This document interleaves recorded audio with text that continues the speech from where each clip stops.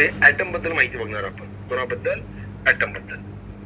म्हणजे अणूची स्ट्रक्चर ही माहिती आपण घेणार आहे. नेमकं ऍटम म्हणजे कणादांपासून आपल्या आता रुदरफोर्ड झाले किंवा नील बोर झाले इथपर्यंत सायंटिस्ट या सगळ्यांनी काय काय केले त्यात बघायचंय. मग ऍटम सोबत बाकीच्या गोष्टी आल्या, त्यात काय काय असतं, इलेक्ट्रॉन, प्रोटॉन, त्यासोबत त्याचे गुणधर्म, या गोष्टी आपल्याला बघायच्या आहेत. ऍटॉमिक नंबर आणि त्या गोष्टी त्यानंतर बघायचे. मग आपण यापासून तयार होणार मॅटर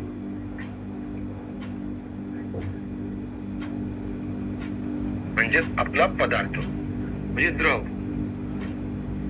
द्रव्य याच्याबद्दल आपण चॅप्टर बघणार आहोत की नेमकं याचे टाईप कोणते आहेत, कसं आहे, याच्यात फरक कोणते ते इथं आपण बघणार आहोत. हे करत असताना मेटल्स, नॉन मेटल्स, मेटलॉइड्स, धातू, अधातू, धातू सदृश, ओके, त्यानंतर मूलद्रव्य, कंपाऊंड्स म्हणजे संयुग, त्यानंतर मिक्सचर यांच्याबद्दल माहिती आपल्याला बघावी लागणार.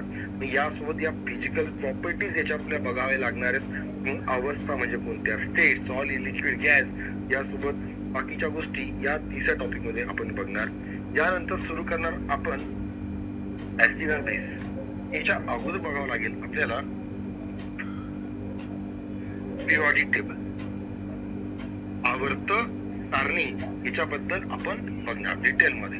न्यूलँड पासून मेंडलीव मोस्ले पर्यंत कसं कसं झालंय, कारण त्या प्रश्न पडलेत. यांची वैशिष्ट्य काय, यांचे गुणधर्म काय होते, दोष कोणते होते, ते आपण इथं बघणार आहोत. मॉडर्न पिरियॉडिक टेबल मधला अभ्यास करावा लागणार आहे आपल्याला, कारण तेव्हा मायक्रो लेवलला प्रश्न विचारले, त्यात ट्रेंड्स काय, त्या गोष्टी त्यात असणार आहे. आणि त्यानंतर आपल्याला बघायचं आहे ऍसिड आणि बेस आणि सॉल्ट यांच्याबद्दल वारंवार प्रश्न पडतात डे टू डे लाईफ मध्ये. ऍसिड, बेस आणि सॉल्ट, आम्ल, आम्लारी आणि क्षार यांच्यावरचे प्रश्न, जसं की मागच्या पडलं होतं की